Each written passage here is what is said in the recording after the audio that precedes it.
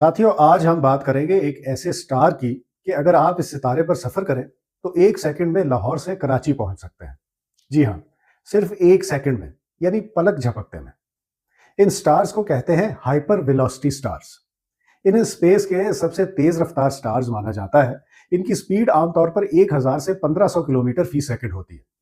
इस स्पीड का अंदाजा लगाना हो तो एक हाइपर वेलोसिटी स्टार की स्पीड से हम 1 सेकंड में लाहौर से कराची जा सकते हैं, सिर्फ 44 यानी 44 सेकंड्स में जमीन के गिर्द चक्कर लगा सकते हैं और सिर्फ 4 से 6 मिनट में चांद तक पहुंच सकते हैं।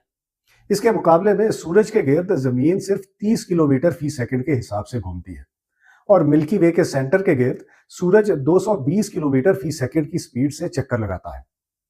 साथियों, हाइपर वेलोसिटी स्टार बनने की एक थ्योरी के मुताबिक जब एक दूसरे के गिर्द घूमते बाइनरी स्टार्स किसी ब्लैक होल के करीब से गुजरे तो एक सितारा ब्लैक होल में गिर जाता है और दूसरा बेपनाह स्पीड से पीछे की तरफ भागता है, जैसे गुलेल से पत्थर एकदम स्पीड से निकलता है।